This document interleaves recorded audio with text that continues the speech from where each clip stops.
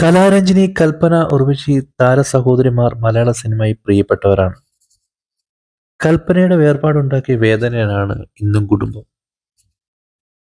അതേസമയം നടിമാരുടെ മക്കളും വൈകാതെ സിനിമയിലേക്ക് പ്രവേശിക്കാൻ ഒരുങ്ങുകയാണ്. ഉർവശിയുടെ മകൾ തേജലക്ഷ്മിയും കൽപ്പനയുടെ മകൾ ശ്രീസന്ധ്യയുമൊക്കെ അതിനുള്ള മുന്നൊരുക്കത്തിലാണ്. അടുത്ത തലമുറയുടെ കടന്നുവരവിനെ കുറിച്ച് സംസാരിക്കുകയാണ് കലാരഞ്ജിനി ഇപ്പോൾ. ഒപ്പം തന്റെ വീട്ടിലുണ്ടായ ദുരന്തങ്ങളെക്കുറിച്ചും സ്റ്റാർ ആൻഡ് സ്റ്റൈലിന് നൽകിയ അഭിമുഖത്തിലൂടെ പറയുന്നു. അച്ഛനും അമ്മയും നിർബന്ധിച്ചിട്ടല്ല ഞങ്ങൾ സിനിമയിലേക്ക് വന്നത്, യാദൃച്ഛികമായി എത്തിയതാണ്. അതുപോലെ മക്കളും അവർക്ക് ഇഷ്ടമുള്ള ജോലി ചെയ്യട്ടെ എന്നാണ് ഞങ്ങളുടെ തീരുമാനം. പക്ഷെ അവരും കൊച്ചിലേ മുതൽ കാണുന്നത് സിനിമ തന്നെയാണല്ലോ. ഈ ചോറ് കഴിച്ചിട്ടാണ് അവരും വളർന്നത്. അതുകൊണ്ടാവാം അവരുടെ രക്തത്തിലും സിനിമ തന്നെയാണ്. എൻ്റെ മോൾ അമ്പൂറ്റി ഉജ്ജൽ, കൽപ്പനയുടെ മകൾ ശ്രീസഖ്യ, അനിയന്റെ മോൻ നിതിൻ പ്രിൻസ്, ഉർവശിയുടെ മകൾ തേജലക്ഷ്മി എന്നിങ്ങനെ 4 പിള്ളേരോടും 10ാം ക്ലാസ് കഴിഞ്ഞപ്പോൾ എന്താണ് പഠിക്കേണ്ടതെന്ന് ചോദിച്ചു. 4 പേരും പറഞ്ഞത് വിഷ്വൽ കമ്മ്യൂണിക്കേഷൻ എന്നാണ്.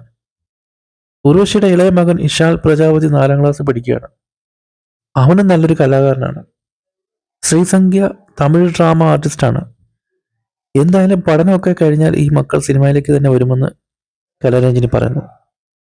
ജീവിതത്തിലുണ്ടായ ദുരിതങ്ങളെക്കുറിച്ച് കലാരഞ്ജിനി പറയുന്നത് ഇങ്ങനെയാണ്. ആദ്യ അച്ഛൻ, പിന്നെ അനിയൻ, ചിറ്റപ്പൻ, മിനിമോൾ, അതെല്ലാം നഷ്ടങ്ങൾ തന്നെയാണ്. മിനിമോളുടെ മരണം എല്ലാവരുടെയും നഷ്ടമാണ്. അവളുടെ കഴിവിനനുസരിച്ചുള്ള അംഗീകാരം കിട്ടിയിട്ടില്ലെങ്കിലും അവൾക്ക് പകരം വയ്ക്കാൻ വേറെ ആരുമില്ല. ആ നഷ്ടങ്ങൾ നമുക്ക് ഒരിക്കലും മറക്കാൻ പറ്റില്ല. അപ്പോഴൊക്കെ സഹപ്രവർത്തകർ ഞങ്ങളെ ചേർത്ത് പിടിച്ചു. അതൊരു ആശ്വാസമായിരുന്നു. കൊച്ചി രാജാവ് അഭിനയിച്ചു കൊണ്ടിരിക്കുമ്പോഴാണ് ഞങ്ങളുടെ ചിറ്റപ്പൻ ഗുരുതരാവസ്ഥയിൽ ആശുപത്രിയിലാവുന്നത്. ഇത് കേട്ട ഉടനെ ദിലീപും മുരളിച്ചേട്ടനും സഹകരിച്ച് ഞാൻ അഭിനയിക്കാനുള്ള സീനുകളെല്ലാം വേഗം തീർത്തു തന്നു. പോകാൻ ഇറങ്ങുമ്പോൾ എൻ്റെ പ്രതിഫലം മുഴുവനായി ദിലീപ് വാങ്ങി തന്നു.